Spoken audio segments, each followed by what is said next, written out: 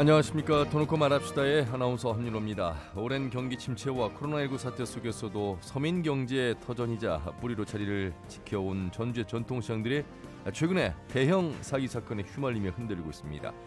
대부업체가 미끼로 던진 고금리에 속아서 돈을 건넸고요. 사기를 당한 상황이 되어버렸습니다. 자, 현재까지 확인된 피해 규모만 무려 400억 원대가 넘는다고 하는데 다행히 지난 7일 피의자가 구속됐습니다. 하지만 피의자 통장에서 투자금은 거의 사라진 것으로 조사되면서 피해자들의 한숨은 늘어나고 있습니다. 오늘 터놓고 말합시다. 전주 전통시장 사기 사건 대안은 없나라는 주제로 함께하겠습니다. 이번 사기 사건의 내용과 피해 보상 가능성 그리고 재발 방지를 위한 개선책들은 무엇인지 살펴보겠습니다. 터놓고 말합시다는 사전 녹음 방송으로 진행하고 있습니다. 아울러 유튜브에서 KBS 전주 총국이나 터놓고 말합시다를 검색하시면 실시간 보기와 다시 보기도 가능합니다. 많은 의견도 올려주시길 바라겠습니다. 자, 그럼 토론에 들어가기 앞서서 도민들은 전주 전통시장 사기 피해에 대해서 어떻게 생각하고 계신지 김세별 리포터의 도민 인서트로 함께 들어보시죠. 너무 나쁜 일을 했죠. 그렇지 않아도 장사들이 힘들어하는데 어려운 서민들을 상대로 해서 가상적인 신뢰를 쌓아가지고 소상공인들한테 피해를 줬다면 처벌을 받아야죠. 중앙시장 사기당했다 소리 듣고 아유 진짜 의아했지. 이럴 수 없는 사람은 어떻게 믿냐고. 일부라도 좀 받았으면 쓰겠다고 막 울면서 그도 막 아우 못 살지 병나지. 이자 받는 달콤한 마음에 많은 거액을 투자를 했잖아요. 그래서 투자한 사람들도 협조를 했기 때문에 전 재산을 다 넣는 사람도 있을 것이고 그중에서 자기 것만 넣는 것도 아니고 타인의 돈도 가다가 이자를 좀 더 받자고 했기 때문에 너무나 안타깝죠. 그러는 것은 뭐 사법기관에서 법대로 해서 최선을 다해서 수사를 좀 해주셔가지고 그 나머지라도 가지고 있는 것이라도 해소할 수 있는 방법을 좀 도와주셔야죠. 밤낮 주야로 신경 써가면서 여기서 그 고생 다해가면서 그런 억울한 일을 당할 때 그 어디서 보상을 받겠어요? 누구한테 원망을 하겠어요? 다는 돈을 못 받아도 조금은 보상을 받아야 된다고 생각을 합니다. 금융에 관련된 교육이나 요즘 대부 업체들을 조사를 철저하게 해야 된다고 생각이 듭니다. 이자를 많이 주는 거는 항상 사기라는 것을 안고 가요. 누가 얼마 받아다니 하면은 아 나도 해볼까 하는 그런 의혹에서 넘어가는 거라 본인 중심이 제일 중요한 것 같아요. 네, 도민들이 생각하는 전주 전통시장 사기 피해 문제와 대체 의견들을 들어봤습니다. 오늘 세 분과 함께하도록 하겠습니다. 먼저 전국상인연합회 회장이신 전주 남부시장 상인회 하연수 회장님 어서 오십시오. 네, 안녕하세요. 하연수입니다. 네. 자, 그리고 전북지방변호사회 공보이사를 맡고 있는 박형윤 변호사 어서 오십시오. 안녕하세요. 박형윤 변호사입니다. 네, 참여자치전북힘연대 이창엽 사무처장 어서 오십시오. 예, 안녕하세요. 네. 처장님, 정말 코로나로 우리 전통시장뿐만 아니라 소상공인들 굉장히 힘들어하고 있는데 이게 참 엎친 데 덮친 격이 되어버렸습니다. 뉴스를 통해서 접하셨고 아마 주변 분들 말씀들도 많이 들으실 것 같은데 네네. 사건 소감하고요. 개요 좀 설명해 주시죠. 먼저. 정말로 안타까운 일인데요. 근데 이게 이제 전형적인 사기 수법 중에 하나인데 대부분 사기 그러면 좀 짧은 시간에 이루어지는데 이번 경우는 2년 6개월 정도의 긴 그렇죠. 나름대로 긴 시간 동안 이루어졌다는 점에서 매우 좀 놀라운 점도 있고 이제 그 안에서 좀 더 미리 이런 것들이 그 감지가 됐다면 피해가 조금 더 줄을 수도 있었는데 그런 안타까운 점이 있습니다. 그런데 사건의 내용은 그러네요. 지금 가해자 또는 피의자 박 씨가 원래 전주에서 오랫동안 제2금융권에서 일을 했다고 그래요. 그렇죠. 그래서 시장 상인들 그 돈을 갖다 주고 또 건네받고 금융권에서 이제 직접 대면해서 일을 하니까 아무래도 시장 상인들의 그 신뢰를 계속 구축할 수 있었던 그 가해자 박 씨를 삼촌이라고 부를 정도로 그런 기회들을 가졌던 것 같고 그러다가 관두고 오랫동안 이제 안 나타나다가 이제 다시 나타나서 전주에 이제 대부업체를 차렸으니 돈을 좀 믿고 맡겨달라. 처음 시작은 뭐 100만 원부터 시작했다고 그래요. 100일 동안 10,000원씩. 그러니까 작은 이렇게 규모로 신뢰를 쌓아가는 과정이었죠. 그랬던 것 같습니다. 근데 현재는 지난 8일 날 그 검찰이 그 구속영장을 신청했고 현재는 구속이 돼서 수감돼 있습니다. 수감된 상태에서 이제 그 피해자와 피해 금액에 대해서 경찰 또 검찰 수사가 지금 현재 진행되고 있는 상태다. 그렇게 말씀드릴 수 있겠네요. 하연수 회장님, 어느 꼭 시장을 떠나서 참 전통시장의 어려운 상황 속에서 이런 일이 벌어졌습니다. 전국도 상인연합회 회장을 맡고 계시잖아요. 네. 지금 뭐 하루하루 힘든 시간들을 많이 보내고 계실 것 같은데 그렇다고 해서 또 또렷한 또 대책이 또 있는 것도 아니고 참 어찌 보면 이창엽 사무처장의 말씀처럼 사전에 좀 알았더라면 감지했더라면 막을 수 있었을 텐데 이제 이런 이야기만 할 수밖에 없을 텐데 이런 일이 또 없었어요. 그동안에 크게 터진 일이 없었지 않았습니까? 그래서 더 빨리 어찌 보면 감지를 못한 게 아닐까 이런 생각이 드는데요.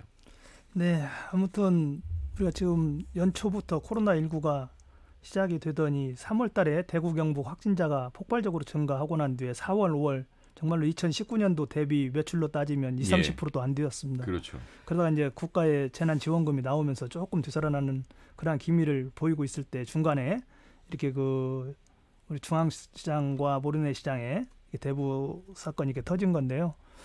뭐 조금이라도 알았더라면 이런 걸 했겠습니까? 네. 단지 상인들이 너무 힘들다 보니까 이자를 조금 더 주는 과정에 그게 현역이 된 것 같습니다. 예. 그래서 이런 부분들이 조금 더 좀 신중하게 생각을 했더라면 그런 게 없었을 텐데 그런 아쉬움이 먼저 있다고 생각을 합니다. 예.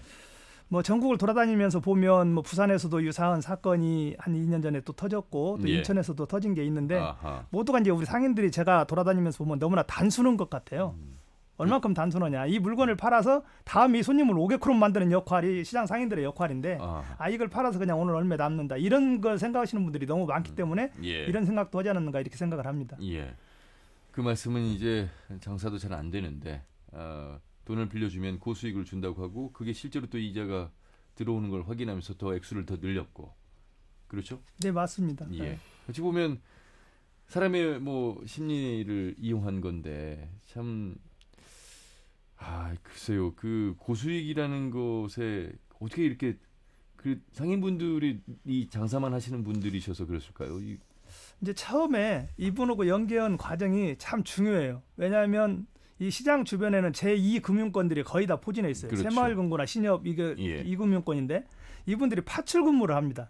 매일매일 오신다는 네, 거죠. 아침이 됐건 오후가 됐건 그러다가 요즘에는 지금 장사들이 안 되니까 가게에 혼자 계시는 분들이 많아요. 예. 그러면 예를 들어서 내가 돈이 좀 오늘 매출이 있어서 예금을 게 있으면 은행을 못 가니까 2금융권에 전화를 하면 와서 가져갑니다. 예. 또 아침으로 와서 잔도도 바꿔달라고 하면 바꿔줍니다. 근데 지금 이 대부업체는 토요일 날까지 근무를 했어요. 그러니까 앞에서 말씀드린 혼자 근무를 하는데 장사를 하는데 잔돈이 좀 필요한다. 그러면 잔돈을 갖다 줬다는 얘기예요. 그러니까 얼마나 신뢰가 쌓였습니까? 예. 그러다 보면서 뭐 이모, 삼촌, 작은아버지 막 이렇게 정도로 다정다감하게 했기 때문에 우리 상인들이 거기에 이렇게 이자를 많이 준다고 해서 의심을 한 게 아니라 예. 오히려 제2금융권에 다니다가 온 직원이기 때문에 더 신뢰가 쌓였던 것이 큰 화가 된 것 같습니다. 예. 자, 전북 변호사의 공보이사를 맡고 있는 박형림 변호사와 함께 또 이야기를 나눠봐야 될 것 같은데 피해액은 어느 정도로 지금 나와 있습니까? 경찰의 고소장이 접수되고 있는 사항으로 파악을 하는 게 가장 객관적일 텐데요. 뭐 지난 한 5일 정도 기준으로 피해자가 한 70여 명이 지금 고소를 한 걸로 알려지고 있습니다. 그래서 피해 금액은 430억 정도라고 얘기가 되고 있는데 그 이후로도 추가 고소가 계속 이어지고 있기 때문에 뭐 최대 1,000억까지 또 바라볼 수 있는 상황이라고 보여집니다. 고소를 못하는 분들 아주 많죠. 예. 그렇게 되면 이제 1,000억 이상이 될 수도 있다. 그렇습니다. 예. 당장 궁금해 많이들 하실 것 같아서 이런 경우 받을 수 있습니까? 지금 통장이 얼마 안 남았다고 하는데. 돈을 받기는 굉장히 어려운 상황인 것 같습니다. 결국은 가해자가 그 범죄 수익을 보관을 하고 있어야 되는데 은닉을 했다든지 아니면 이미 다 소비를 했다고 하면 결국은 그 돈을 돌려받기란 묘연한 상황인 겁니다. 예. 대부업체 사기 사건은 많습니다만 전통시장 상인들을 중심으로 일어나는 사건이 그렇게 없었던 것 같은데요. 그렇죠. 아주 드문 사건이고요. 오히려 이 전통시장 상인 사건을 바라보면서 제가 느낀 게 이 경기가 어려울수록 가장 마음이 조급한 사람들에게 접근을 하는 사기가 더 쉽기 때문에 그런 피해자를 선택을 하지 않았나 싶습니다. 그리고 이 사기 범죄라는 게 다들 뭐 잘 아시겠지만 모르는 사람한테 당하지는 않습니다. 친밀도가 높을수록 속기가 너무나 쉬운 거고요. 그러기 때문에 온 인생을 다 앗아가는 인격 살인과 같은 피해가 발생을 하는 거죠. 예. 그런데 지금 그 박 씨라는 피의자 그리고 피의자와 함께 소속된 대부업체 직원도 지금 고소를 했어요. 예. 그런데 그 직원들과 대부업체는 또 상인들이 또 피해자가 또 고소를 한 상황이죠. 그렇습니다. 예, 우리가 이렇게 단계별로 이렇게 피해자가 발생하는 경우가 있는데요. 예. 중간에서 이제 돈을 어떻게 보면은 받아가지고 투자를 했는데 그러면은 뭐 최종적으로 이제 돈을 귀속돼 있는 사람이 최초의 사기꾼이 될 거고 예. 그 중간에 있는 분들도 그 이하 단계에 있는 분들한테 분명히 이제 투자금을 뭐 입금을 하게 되면 그만큼 수익을 준다고 했는데 그만큼 못 주게 되면 연쇄 사기가 되는 겁니다. 그래서 계속해서 아마 추가 고소가 이어질 걸로 보이는데 결국은 최종적으로는 지금 현재 주범으로 밝혀지고 있는 박모 씨가 다 책임을 져야 될 걸로 보여지기는 합니다. 예, 한수 회장님. 네. 무려 많게는 17억 원까지 뭐 사기를 당한 분도 있다 이렇게 이야기를 나오고 있습니다. 그래서 이제 대책위원회를 열고 접수를 받고 있는데 상인들이 접수를 지금 꺼리고 있다면서요? 네, 맞습니다. 예. 모래내 상인회 같은 데는 대책위원회를 이렇게 만들어서 받고 또 중앙상가 상인회는 그렇게 하려고 했는데 상인들이 그걸 반대를 했습니다. 그래서 이분들께서 뭐 같이 이렇게 하시자는 분들이 많으면 좋은데 그냥 개별로 했으면 좋겠다 이런 말씀들을 하셨기 때문에 대책위원회를 못 꾸린 걸로 알고 있고 아무튼 두 개 시장에 상인들이 한 600여 명 이렇게 되는데 뭐 지금 경찰이 한 70여 분이 이렇게 뭐 고소고발을 했다 이런 말씀을 드리고 지금 뭐 상인회에서는 대책위원회나 상인회 사무실이 존재해 있지만 어느 한 분 와서 이 얘기하시는 분들은 없습니다. 거기에 대해서. 다만 이제 안타까운 것이 뭐 개인 본인들 돈만 그냥 해서 이렇게 줬으면 좋은데 지인들 또 친척들 또 그러려면 뭐 아들이 결혼하기 위해서 결혼자금이라든지 이런 친한 분들을 위주로 해서 이게 다 그 이자를 받다 보니까 어디다 알리면 못 오고 치는 대로 이렇게 해서 당했거든요. 그래서 연쇄적으로 피해자가 늘어나고 네네 그러다 보니까 뭐 1, 2천만 원은 기본이고 뭐 1억, 2억, 3억, 뭐 5억, 10억 많게는 제가 듣기로 한 17억, 18억까지도 이렇게 거기 그쪽에다 돈을 넣었다 이런 소리를 들었습니다. 예. 그러니까 피해자도 정말 힘든 상황인데 주변 지인들의 돈까지 가져다가 이 사기를 당한 경우는 굉장히 피해 압박 수위가 굉장히 높을 것 같다 이런 생각이 듭니다. 그렇습니다. 예, 이창엽 처장님. 네. 어쨌든 참 어려운 이 여건 속에서 전통시장의 대부업 사기 사건이 전국의 최대 이제 금융사기로 비화하는 것은 아닌지 그리고 곧 아마 전통시장의 어떤 경제가 지역 경제에 큰 축을 이루고 있을 텐데 위기로 또 이어지는 않을지 여러 가지 걱정이 많이 됩니다.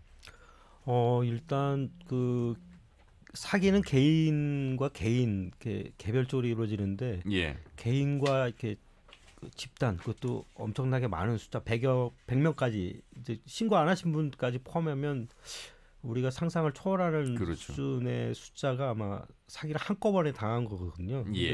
그런 예가 우리 한국 사회에서 찾기가 매우 어렵지 않을까 싶을 정도인데요.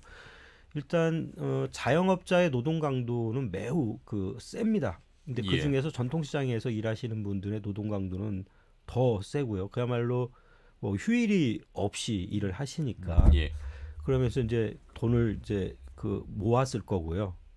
근데 이제 이번 건의 경우는 자신의 돈뿐만이 아니라 이제 빌려서까지 하게 되기 때문에 이 피해가 결국 꼬리에 꼬리를 물어서 그 사기를 당한 피해자 본인뿐만이 아니라 피해자와 관계를 맺고 있던 많은 사람들이 한꺼번에 피해를 받을 수 없는 지경에 이르렀기 때문에 뭐 이거에 이제 얼마나 경제적 효과가 이제 클 거냐라는 것을 이제 가늠하기는 어렵지만 적어도 현재 밝혀진 금액만 해도 430억이 넘으니까 전주 지역에서 보면 굉장히 큰 경제적 위축, 경색 이런 것들이 있을 수밖에 없지 않겠느냐라고 하는 거고요.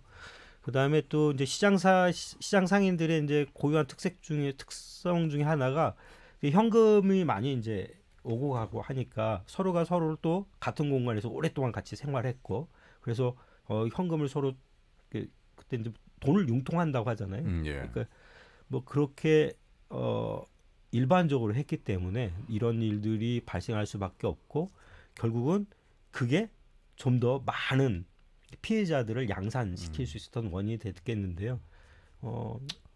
가늠할 수는 없지만 상당히 지금 말할 수 없는 고통에 빠지신 분들이 많지 않을까 그렇게 예상합니다. 시장 근처에서 한 15년 이상 제2금융권에서 일을 해왔잖아요. 네. 그리고 대부업체를 차렸잖아요. 네. 상인들은 대부업체라는 걸 알고 있었을까요? 아니면 아직도 제2금융권으로 알고 있었을까요? 대부업체라고 하는 것을 절대 몰랐죠. 알았으면 아마 어떻게 제2금융권에서 그렇게 높은 이자를 줄 수가 있죠? 그러니까 이제 그게 수법이지 않겠나 이런 생각을 해요. 자, 처음부터 이렇게 높게 준 게 아니고 이 사람들이 뭐 처음에는 돈을 이렇게 모집을 해야 되니까 10,000원씩을 찍으면 100번을 찍으면 103만 원씩을 줬거든요. 그러다 보니까 10,000원, 20,000원, 30,000원 이렇게 찍다 보니까 이제는 그 중간에 돈이 또 필요한 사람이 있으니까 100만 원, 200만 원씩 대출을 해준 거예요. 금융기관 같이 제 금융기관까지. 그러다가 이 사람들이 이제 조금 더 이자를 많이 주겠다. 그래서 금년 1월부터는 프로모션을 미리 준비를 했어요, 이 사람들이. 특별히 이 상가에게는 더 주겠습니다. 뭐 이런 어떤 말씀들을 그래서 뭐 높게는 작게는 3, 4%에서 10%까지 주는 경우도 있었거든요. 그것은 연이 아니고 월. 월입니다, 월. 1,000만 원을 넣으면 100만 원을 주는 거예요. 그래서 이 다단계 형식으로 또 누가 소개를 하면 그 소개비를 그쪽에서 또 띄워주고. 실제로 돈이 들어온 사례가 있고요. 네, 맞습니다. 저희 남부시장 같은 경우도 그런 분이 계셨었어요. 다만 저희는 이제 그 부분을 그 소리를 듣고 당초에 처음에 같이 이 대부업체와 알게 된 동기부터 찾아서 그 이제 끊게 된 고리가 상당히 저도 시간은 걸렸지만 한 9분에서 11분 정도가 여기에 개입이 됐었거든요. 그러면 박형준 변호사, 이 피해자 이 박모 씨의 통장에 잔액이 많이 있어야 되잖아요. 430억 원대 일단 고수를 통해서 나온 피해액이 그 정도라면 어디가 있을까요? 그런데 만약에 그 돈이 어딘가에 있어야 되는데 있지 않다면 그것은 수익 과정에서 그럼 고수익을 또 돌려준 상황에서 지출이 좀 된 부분으로 생각을 해야 됩니까? 네, 그렇죠. 아무래도 본인이 기본적인 수익을 올릴 수 있는 사업은 아니었기 때문에요. 돌려막기 형식으로. 나중에 이제 뒤늦게 이제 참여한 분들의 돈으로 앞에서 참여했던 분들에 대한 수익을 지급했을 거고, 그렇게 돈이 일부가 소비가 됐을 거고, 또 본인의 이제 개인적인 활동비 내지 뭐 생활비 이런 걸로 사용했기 때문에 많은 부분이 아마 소멸이 됐을 걸로 예상이 되고요. 그 부분을 빼고도 사실은 상당히 많은 그 피해 금액이 남아 있어야 되는데 그 금액은 은닉을 하지 않았을까라는 예상이 되는 겁니다. 그리고 돈을 빌려주고 이자를 받는 입장에서도 연 이자가 법정 이자가 정해져 있잖아요. 대부업법 같은 경우에는 연 24%가 한도입니다. 연 24%입니다. 예, 그렇습니다. 연 24%입니다. 그러니까 누가 봐도 계산이 될 수 있을 텐데 더 많이 받는다. 이것은 본인 스스로도 빌려주는 사람 입장에서도 알고 있었다는 얘기잖아요.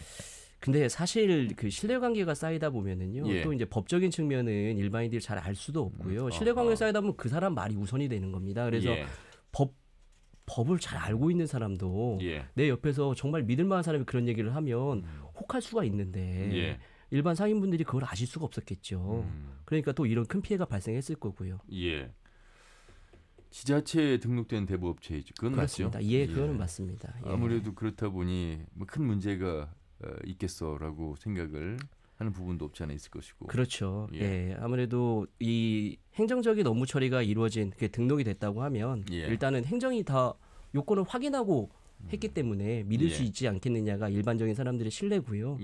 그런 신뢰와 평소에 친분이 더해지다 보니까 이런 파급 효과가 더 크게 난 것 같습니다. 그동안의 어떤 판례를 보면 구제받기 어려운 상황이다.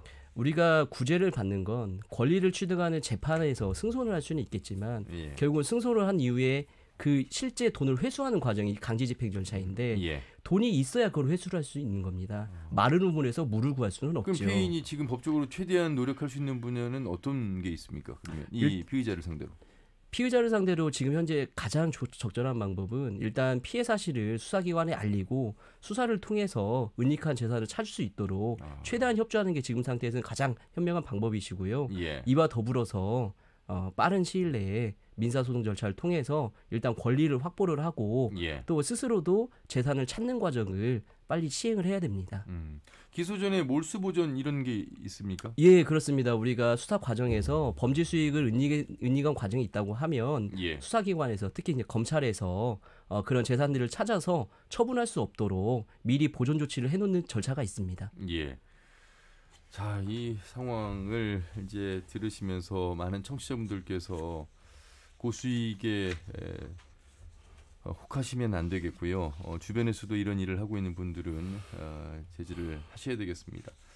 피해 회복에 대한 희망을 가지고 계시겠습니다만 지금 박형준 변호사의 말씀대로라면 그렇게 희망이 크지는 않은 것 같습니다. 하지만 그래도 피해를 고소를 함으로써 일단 피해 상황을 알리면서 경찰과 검찰의 수사를 통해서 빨리 그 은닉한 돈을 찾는 방법 여러 가지 그 노력들을 해야 될 것 같습니다.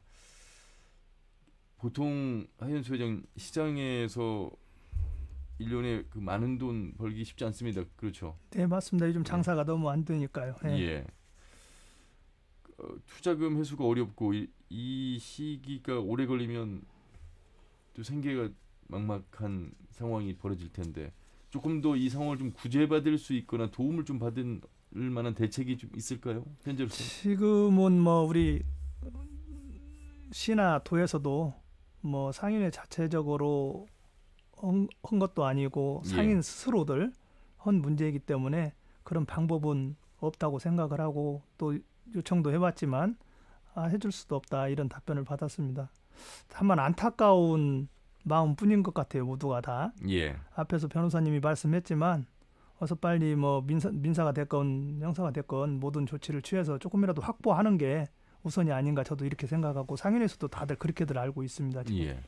제2금융권이라면 분명히 매일매일 가서 이제 우리가 일수라고 하는 행위를 할 때 통장에 있고 그 계좌에 거래 내역이 남아 있어야 되잖아요. 지금 근데 이 경우는 대부업체는 그런 게 없잖아요. 그렇죠? 아닙니다. 그거 다 있었습니다.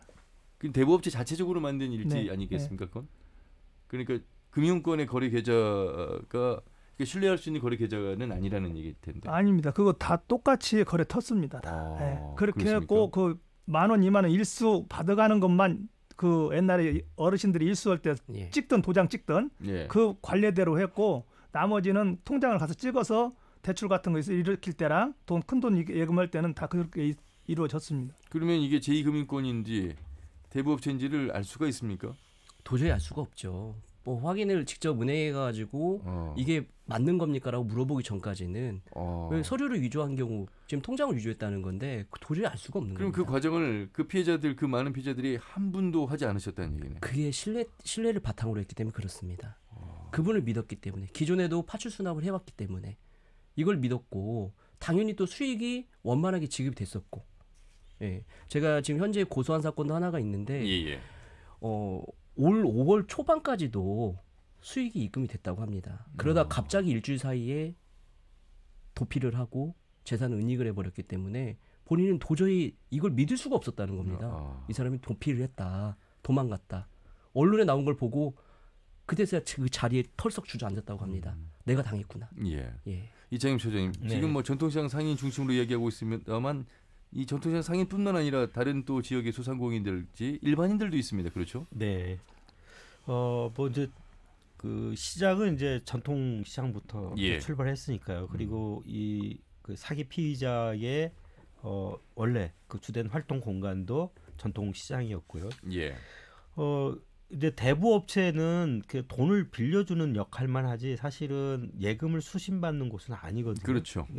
대부분의 그 시민들 또는 상인들도 그것은 아마 머릿속에 갖고 있었을 거예요. 분명히. 그러면서 처음에 의심했던 분도 아마 적어도 한두 분, 100명 중에 10분 정도는 아마 의심하셨던 분도 계셨을 텐데 이제 문제는 이제 그 전통시장이라는 공간적 특성이 있는 거죠. 그러니까 늘 같은 사람들을 매일 아침에 만나서 같이 부대끼고 장사하고 또 최근에 이제 코로나 때문에 장사가 어려우니까 서로 모여서 또 얘기할 수 있는 시간도 더 많아졌을 테고요.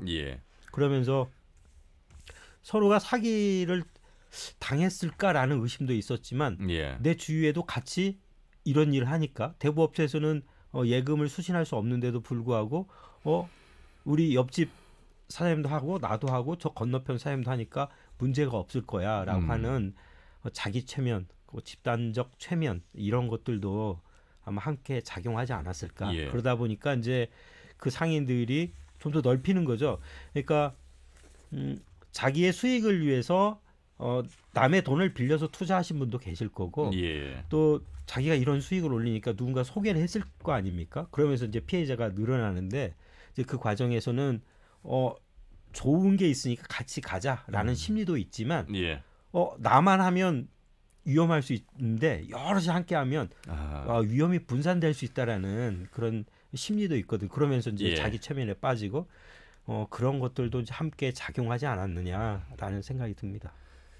일부 피해자들은 이 대부업 등록을 전주시 행정에서 해주기 때문에 네네. 행정에서 좀 더 적극적으로 나서줘야 되는 거 아니냐라는 의견들도 있습니다. 이제 정말 뭐 지푸라기도 좀 잡고 싶은 그런 심정으로서 아마 이런 이야기들을 할 것 같은데 행정에서 어떤 책임을 논하기는 좀 어렵겠습니다. 좀 어렵죠. 행정에서 피해를 구제하기로는 조금 이제 어려운 상황입니다. 앞으로 피해를 발생시키지 않기 위해서 사전 예방 조치를 강화시키는 쪽은 이제 가능하겠지만 그게 지금 굉장히 특별히 요구되는 시점이죠. 예.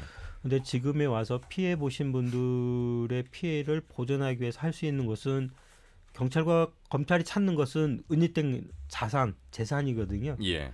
그런 것들을 함께 찾을 수 있도록 좀 그 도움을 행정이 좀 도움을 줄 수 있는 정도 현재 벌어진 상황에서는 매우 좀 안타깝고 그래도 이번 사건을 계기로 대부업 등록 현황이라든지 대부업의 실태에 대해서는 좀 살펴봐야 되지 않겠습니까? 이제 그와 별도로 이제 그 현재 대부업이 이제 100개가 있대요. 등록된 게. 근데 전주시. 네. 근데 이제 몇 개가 영업을 하는지 이제 파악은 안 되고 있는데 그 전체에 대해서 전수 조사를 할 필요가 있습니다. 근데 그 조사가 대부분 업체에서 얼마를 빌려줬고 얼마의 이자를 받느냐 정도거든요. 근데 실제 이것은 대부업과 관계된 게 아니라 대부업이라는 업체 안에서 그야말로 사기를 통해서 수신을 한 거기 때문에 그런 정도의 그 점검을 가지고는 드러나기가 어렵습니다. 그렇죠. 그러니까 실제 현장을 방문해야 되고 그다음에 어떠한 상품으로 대출을 해줬는지 뿐만이 아니라 유사수신 행위를 하고 있는지 없는지까지 조사가 돼서 그 대부업체가 앞으로 영업을 할 수 있는지 없는지에 대한 판단을 좀 내릴 수 있도록 직접 현장 조사가 지금 시급하게 필요한 시점 아닌가 그렇습니다. 전주지검의 이 사기 관련해서 많은 강의와 조언을 해주고 계시는 임채원 부장검사가 저희 모방송 프로그램에서 검찰이 이 사기 범인을 수사하면 수사할수록 이 사기의 범인들의 수법이 고도화된다 이런 말씀을 했습니다. 별로 형벌이 그렇게 크지 않네 뭐 이런 것들을 알게 됐는데 그 형벌에 대해서 양형에 대해서는 그렇게 높지 않습니까? 이런 경우는 지금 특경이 포함이 돼서 좀 가중이 됩니까?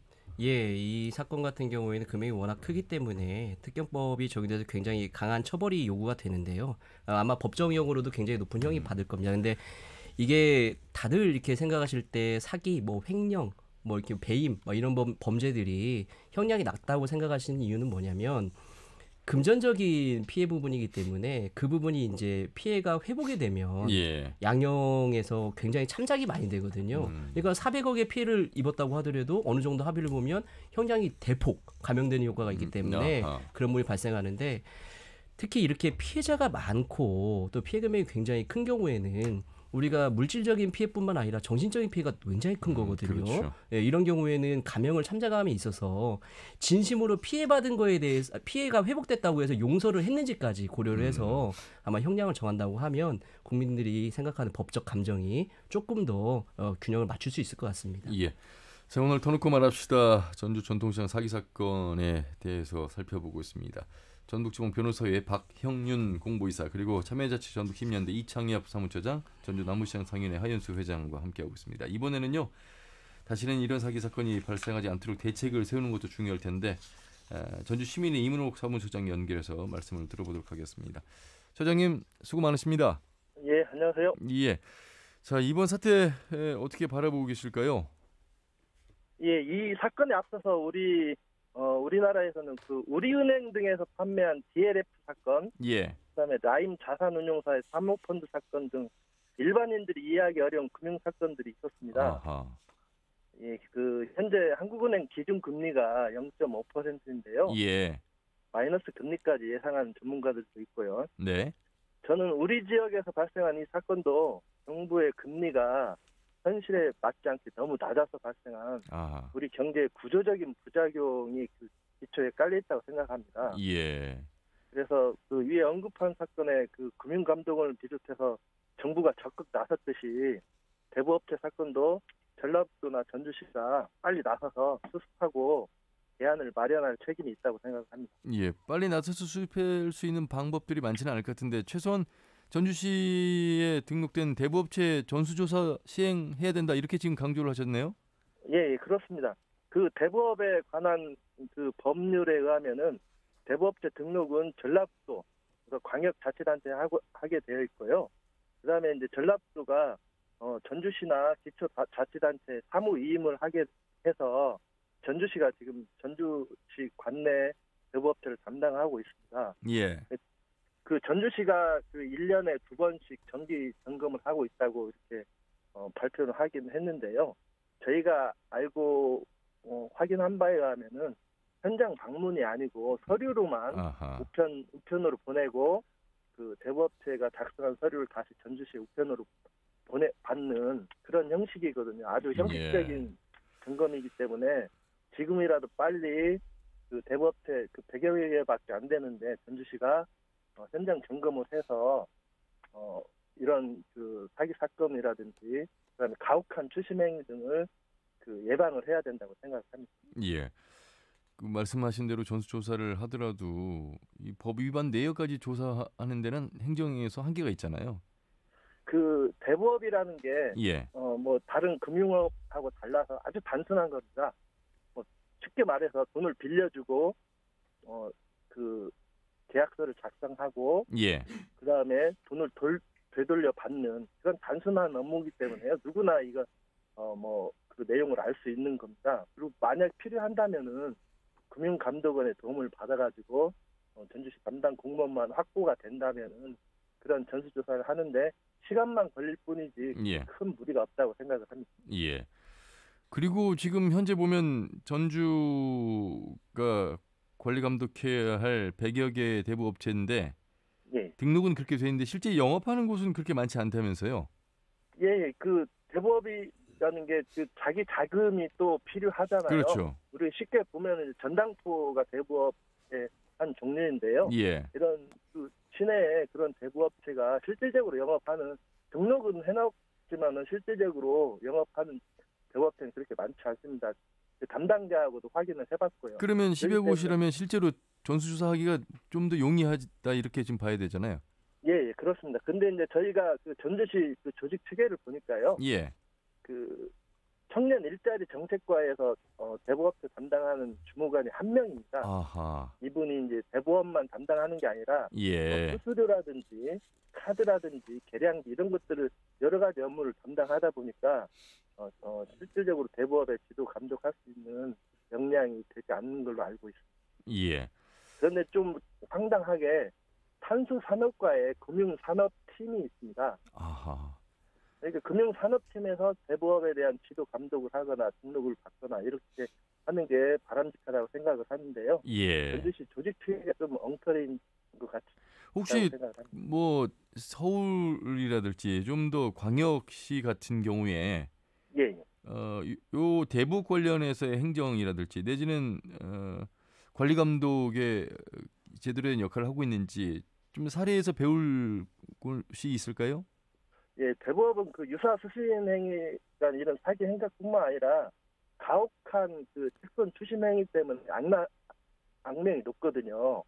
그래서 몇 년 전에 이제 경기도나 그 서울시는 대부업체 전수조사를 했고요. 예. 최근에는 이제 코로나 사태 때문에 그 금융권의 문턱이 아주 높지 않습니까? 그렇죠. 은행 참여하기 힘든 분들, 소상인들 그 소상공인들, 자영업자분들이 이 코로나 사태로 아주 힘들어하시는데 얼마 안 있으면 바로 또 은행보다는 대부업체를 찾게 될 마련입니다. 예. 그렇기 때문에 이런 과정을 통해서 그 소상공인이나 자영업자들, 일반 시민들이 대부업체 피해를 당하지 않도록 예. 전주시나 전라북도가 예방 차원에서라도 지금 대부업체 전수조사를 하는 게 바람직하다고 생각합니다. 예.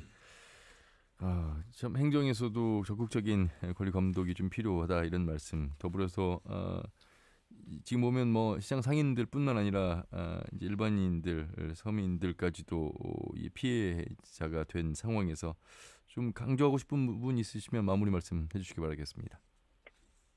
다시 한번 말씀드리지만은 이런 그 대부업 사기 사건의 피해자분들에게 위로의 말씀을 전하고 싶고요. 예. 스스로 자책하거나 그러지 마시고 우리 사회 구조적인 문제라고 생각을 하시고요. 전주시나 전라북도의 적극적인 행정을 요청해 주셨으면 좋겠습니다. 예. 말씀 잘 들었습니다. 고맙습니다. 예, 고맙습니다. 네, 전주시민의 이문옥 사무처장과 말씀 나눠봤습니다. 너무 자책하지 말았으면 좋겠다라는 말씀을 하셨습니다만 박 변호사님, 예. 이 피해자들의 이제 변호를 하시다 보면 많은 상담과 전화 통화를 하실 것 같은데. 예, 그렇습니다. 자칫 또 극단적인 선택을 생각하시는 분들도 계실 것 같고 지나치게 이제 또 자책하시면서 그러니까 자기 돈뿐만 아니라 남의 돈까지 지인의 그렇죠. 돈까지 빌려온 사례. 그래서 또 뭐 배우자에게 또 공개하지 못하는 그런 예. 뭐 불편한 사연, 뭐 여러 가지 것들이 겹쳐서 심리적으로 더 많이 힘들어하고 계실 것 같은데 그런 분들 좀 많이 계시나요? 피해자들이 우리가 주변에서 흔히 볼 수 있는 가장 일반적인 분들이시거든요. 예. 예, 당연히 이제 그 신뢰 관계가 깨지면서 사기를 당했다는 것 자체에 대해서 정신적으로 가장 큰 충격인데 그것과 관련해서 또 가족들에게 말 못할 사정이 있다는 건 또 자기가 부양해야 될 가족들이 있는 경우가 대부분이시거든요. 예. 그런 부분 때문에 피해자분들이 지금 제가 대리를 하고 있는 피해자분들 같은 경우에도 하루에도 산을 2-3번씩 올라가신다고 합니다. 올라갈 때는 내가 죽어야 끝나지 이 마음으로 올라가셨다가 예. 또 올라가서 생각을 좀 하다 보면 내 아들은 어떡하나, 내 아내는 어떡하나 이 마음 때문에 다시 내려오신다는데 제가 생각하기로는 뭐 당연히 피해 회복도 중요하지만 지금 당장 가장 필요한 건 심리적으로 이렇게 불안해하고 또 자기의 삶을 예. 달리 할 것까지 생각하신 분들에게 우리가 심리적인 안정적인 뭐 상담 서비스나 이런 걸 제공하는 그러네요. 게 굉장히 현실적으로 필요한 부분이 아닌가 생각을 하고 있습니다. 예. 누구라도 옆에서 말 한마디, 위로의 말 한마디가 이분들에게는 또 큰 힘이 될 수도 있습니다. 그렇습니다. 저도 피해자분들과 하루에도 뭐 4-5통 뭐 한 많게는 10통까지 통화를 하는 이유가 이분들이 순간순간 불안해하는 감정이 들 때 그래도 저를 의지하고 그 상황을 모면하기 위해서 또 전화를 주시고 그렇게 통화를 하고 있거든요. 그런 상황이 빨리 해소될 수 있도록 좀 서비스가 진행이 됐으면 좋겠습니다. 이창엽 처장님, 네. 앞에서 이제 이문호 사무처장과 말씀 속에서 행정에 대한 권리 감독에 조금 적극적인 모습을 요구했습니다. 경찰도 어울러서 마찬가지일 텐데 사전 교육이랄까요? 이번 사건을 계기로 해서 전통시장뿐만 아니라 대부업체 권리 감독 이런 부분들이 좀 더 치밀하게 좀 이루어져야 되겠습니다. 속이려고 하는 사람을 어떻게 하겠습니까? 막을 수 있는 방법은 사전 교육밖에 없을 때. 예, 속이려고 하는 사람에게 속지 않는 것은 대단한 거죠. 그런데 속은 사람들이 오히려 좀 더 자연스러운 현상인 것 같고 속지 않은 사람들이 좀 더 이제 특별한 것 같아요. 근데 문제는 이제 그 행정기관에서 아까 이제 그 전주시에서 1년에 2차례 점검을 했다라고 밝혔지만 결국 그것은 문서로 그냥 서로 그 확인 받은 거에 불과했다라고 한 거죠. 근데 이게 현장에서 조사를 하고 그 약탈적이긴 하지만 그 대출 부분이 아니라 다른 유사 수신 행위도 현장에서는 이렇게 발견할 수 있거든요. 그게 좀 미리 이루어졌으면 이렇게까지 크게 사건이 확대되거나 그야말로 100명 가까이 많은 피해자들이 양산되지는 않았으리라라는 이제 안타까움이 있습니다. 이제 그런 점에서 이 부분이 전주시가 조금 더 미리 그런 것들 사전에 예방할 수 있도록 그런 것들을 좀 조치를 했었더라면 아쉬움이 있고요. 예. 한 가지는 이제 우리 상인들이 금융 지식이 많은 것처럼 스스로는 생각하시지만 또 그렇지 않아요. 왜냐하면 상인분들이 이제 그 돈을 벌기 위해서 그 장사를 하시고 영업을 하시니까 내가 제품을 팔고 이 돈을 버는 건 내가 이 대한민국에서 최고야라고 하는 자부심도 그렇죠. 계신 분이 계실 거예요. 근데 그분들 중에서도 피해자가 있을 거거든요. 예. 그러니까 그 금융에 대해서 또 사기 피해를 당하지 않기 위해서 어디까지가 합법적인 금융이고 또 이게 합법이긴 하지만 어디까지가 고수익 고위험 금융이고 어디까지가 그게 뭐 정부에서 보증하는 금융인지에 대해서 좀 이제 상인회와 함께 거기 외부 강사를 초빙해서라도 그렇죠. 그걸 좀 지식을 좀 습득하고 늘 그 생각을 좀 하셔야 될 것 같아요. 하셔야 될 것 같고 또 이번 경우에 특수한 것은 고수익이잖아요. 장사도 안 되는데 금방 큰 돈 만들어준다고 해서 뭐 그렇게 해서 쉽게 유혹에 넘어가셨는데 그런 것들이 정기적으로 계속 그 정보들이 전달되고 교육이 이루어졌으면 이 피해도 조금 줄어들지 않았을까. 바로 이제 그 대목은 하윤수 회장님께 말씀을 드려야 되겠습니다. 이번 사건도 잘 마무리가 돼야 되겠습니다만 이번 사건을 계기로 상인의 어떤 홍보라든지 금융 지식 이런 부분들에 대한 교육이 좀 이루어져야 되겠습니다. 네, 앞에서 뭐 변호사님이나 우리 처장님께서 좋은 말씀 많이 해주셨는데요. 그간에는 이제 전통시장이라는 공간 밀집된 공간이고 화재나 이런 세무관계가 그렇죠. 좀 복잡하다 보니까 교육을 그쪽으로 이렇게 꼭 넣어서 했습니다. 다만 이제 이번에 우리 전주에서 이런 일을 당하고 보니까 제가 이제 전국적으로 우리 저 중소벤처기업부에 예산을 세워서 그러한 상인대학의 교육에 꼭 금융에 관한 것도 꼭 넣고 싶어서 전달을 했습니다. 그래서 상인들이 어느 만큼 지식은 좀 알아야 그렇죠. 이렇게 당하지 않겠는가 이런 생각을 해서 상인에서도 이제 지금은 코로나로 인해서 교육도 시킬 수가 없습니다. 모이기는 걸 꺼려니까 그래서 방송을 통해서 일단 자체적으로 방송도 좀 하고 일단 그러한 교육이 있을 때 꼭 같이 넣어서 이렇게 할 수 있도록 노력을 하겠습니다. 아울러 피해 상인들을 위한 마음 치유 대책 우리 박경윤 변호사가 말씀하셨습니다만 어떤 상담 창구가 좀 있어야 되겠어요. 네, 그래서 이제 상인회라는 그 조직이 너무나 이제 단순해요. 왜냐하면 그게 이제 지원을 받아서 상인회가 운영하는 것이 아니라 회비를 받아서 상인회를 운영을 하고 있거든요. 그래서 그렇다 보면 인력을 지원을 받아야 되는데 그래서 전주시에서도 그러한 생각을 가지고 있더라고요. 전주시만큼은. 그래서 그러한 것을 전통시장 법정단체인 데는 우선 좀 한두 명씩이라도 보내서 했으면 좋겠다는 의견도 전달을 했습니다. 박 변호사님. 참 이 사기나 횡령은 어찌 보면 처음부터 다 계획된 겁니다. 그럼요. 그렇죠? 그러니 그 사기라고 생각하는 부분이 조금이라도 있다면 예를 들어서 고수익 처음부터 의심을 해야 됩니다. 그럼요. 이거는 사기에 내가 피해자가 될 수 있다. 그렇습니다. 그 의심만 할 것이 아니라 실제로 또 경찰에 신고를 누구 한 분이라도 했더라면 그렇죠. 막을 수도 있었습니다. 그렇죠? 아주 중요한 말씀이시고요. 우리가 지금 이 고금리 수익으로 사기가 물론 이제 상인과 관련되지 않은 곳에서도 많이 발생하고 있는데 굉장히 이게 사소한 심리를 이용하는 거거든요. 짧은 시간 내에 고수익을 올릴 수 있다. 쏠깃하죠. 근데 우리나라에서는 아직까지는 은행권에서 제공하고 있는 이자 이상의 수익을 올리는 구조가 굉장히 어려운 겁니다. 그리고 금융을 해서 그 정도의 수익이 난다고 하면 나 아닌 그 사람이 하겠죠. 그렇겠죠. 대부분. 그런 생각을 가지신다고 하면 조금은 사기 피해에서 좀 벗어나실 수 있을 것 같은데 조금 더 명심을 하셔야 되는 게 특히 이런 접근이 있을 때 한 번만 돌다리 두들기듯이 한 번만 더 생각을 해보셨다고 하면 이런 정도면은 나 말고 다른 사람도 가능할 텐데 옆에 사람들은 어떤지 한번 물어볼까? 이게 괜찮은 건지 한번 법률 전문가한테 물어볼까? 수사기관에 한번 의뢰를 해볼까? 이런 생각을 가지시면 앞으로는 이런 범죄가 충분히 방지될 수 있다고 생각을 합니다. 근데 이게 사기를 주변에서 당하고 온 걸 보고도 시간이 지나면 또 무감각해지는 아마 사기범들은 또 그걸 또 노리는 것 같고요. 아마 시민단체에서도 이 전통시장과 관련해서 또 대형마트 여러 조례도 만들고 많은 노력들을 합니다만 참 어찌 보면 이 대부업체 사기 사건은 또 사각지대였던 것 같습니다.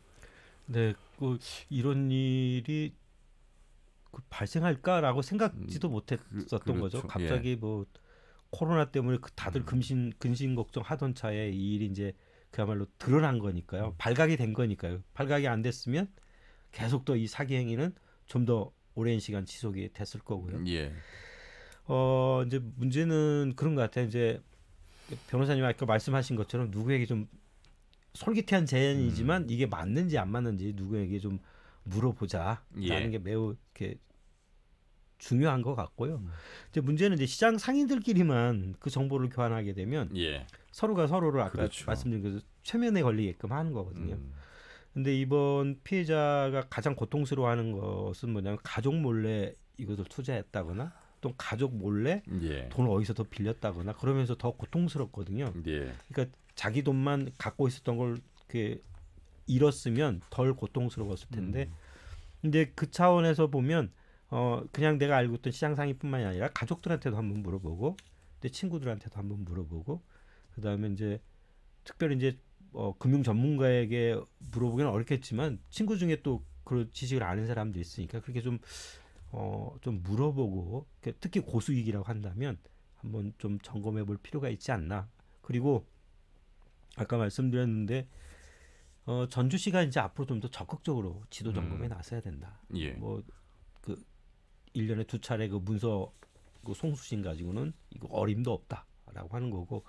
근데 그와 아울러 이제 아까 이제 약탈적인 그 추심 행위 뭐 이런 것들도 함께 이제 그 봐야 되니까 이 사기 피해를 없애기 위해서는 뭐 그것만 해서 또 사기가 없어지는 건 아니겠지만 적어도 이와 비슷한 사례는 앞으로 없어질 수 있지 않겠느냐. 전주시에 좀 시급한 노력이 좀 필요하다. 저는 그렇게 봅니다.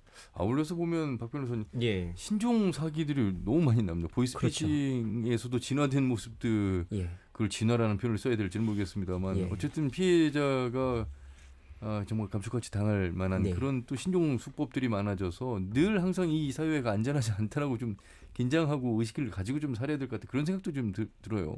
아주 진짜 세상이 저마저도 나도 잘못하면 이런 생각이 들 정도로 아주 위험한 세상이 됐습니다. 그리고 이렇게 신종 사기들이 저도 이제 뭐 보이스피싱이라는 이런 여러 가지 강의를 하고 다니는데 강의를 하고 나오면 또 새로운 범죄가 터집니다.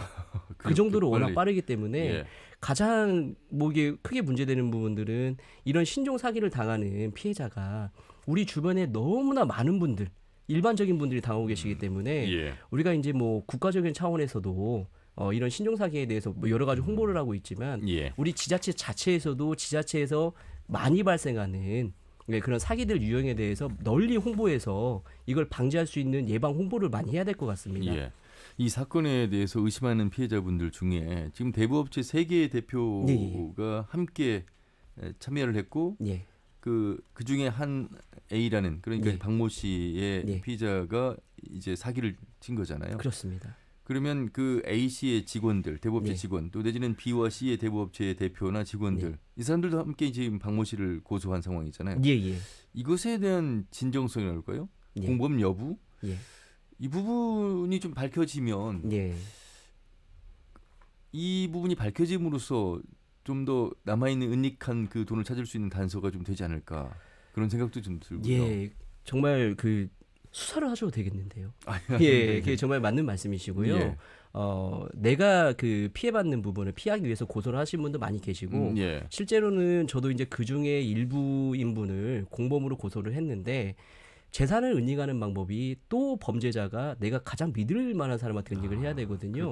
그렇기 때문에 오히려 그 사람들이 내가 피해자라고 이렇게 고소를 하게 되면 수사에서 제외될 수가 있습니다. 그러면 은닉된 재산이 같이 숨겨질 수가 있는 거죠. 그렇기 때문에 고소를 한 그 근처에서 같이 아주 가깝게 같이 영업을 했던 그 사람들에 대한 수사도 확대를 해야 되고요. 그리고 피해자분들께서는 고소를 하실 때 그분들도 같이 고소를 하셔서 일말의 여지, 그러니까 우리가 방조범이라고 했다고 하더라도 그 범죄를 용이하게 도와준 사람이라고 했다고 하더라도 민사소송에서는 공동 불법행위자로서 같이 책임을 져야 되는 결과가 나오게 됩니다. 그래서 은닉된 재산도 환수를 하고 피해 책임에 대한 어떻게 보면 변제도 공동으로 할 수 있도록 꼭 그렇게 문제를 삼아야 될 것 같습니다. 고소하지 않은 피해자들 가운데는요. 혹시 이 피의자가 가지고 있는 돈의 협상의 창구가 조금 열려 있지 않을까.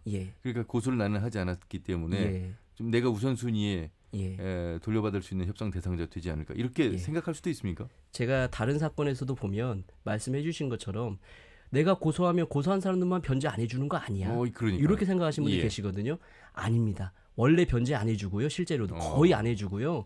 오히려 고소를 해서 처벌이 예정이 되면 내가 처벌을 감경받기 위해서 고소한 사람과만 합의를 하게 됩니다. 그러니까 빨리 법적인 조치를 취하시는 게 피해 회복을 받을 수 있는 가장 빠른 길입니다. 예. 하윤수 회장님, 이창엽 사무처장님, 이제 박형민 변호사 세 분과 함께 말씀을 나눠봤습니다. 되돌릴 수만 있다면 얼마나 좋겠습니까? 작은 돈이 아닙니다. 평생을 벌었고 또 심지어 지인의 돈까지 빌려서 이 사기의 피해자가 된 분들이 많이 계십니다. 이번 일을 계기로 해서 다시 이런 일이 일어나지 않도록 주의해야 될 점들을 오늘 살펴봤는데 하윤수 회장님 끝으로 이 마무리 말씀 한 말씀씩 부탁드리겠습니다. 코로나로 인해서 침체되고 있는 우리 전통시장, 소상공인, 자영업자들 너무 힘든 거 다 알고 있습니다. 지금 이번에 그 상인분들에게 그러한 대부업체가 큰 고통을 줬는데요. 정말 이 고난이 다가왔을 때 우리 상인에서도 뭔가를 같이 좀 해봐야 되겠다. 또 앞으로는 이런 일이 일어나지 않았으면 좋겠다. 이런 심정으로 각 상인회에 같이 협의도 하고 또 했습니다.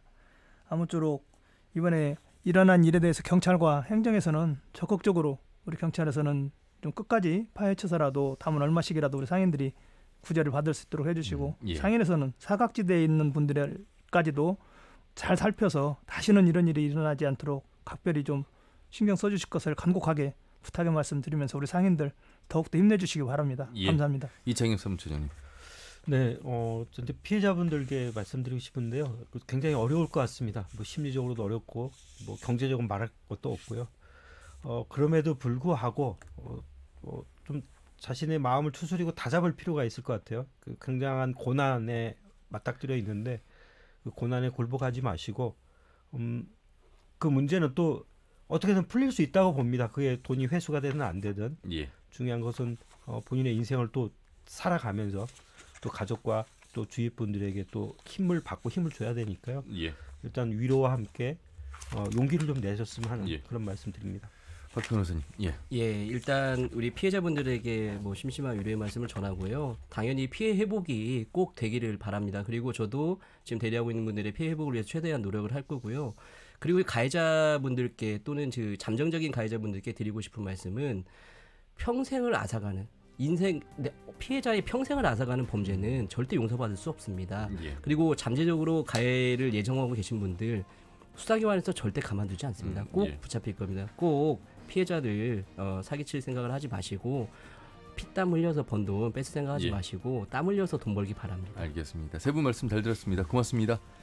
이창엽 사무처장, 하윤수 회장 그리고 박형윤 공보이사와 함께했습니다. 터놓고 말합시다는 다음 주 1일 오후 5시 5분에 인사드리겠습니다. 함윤호였습니다. 고맙습니다.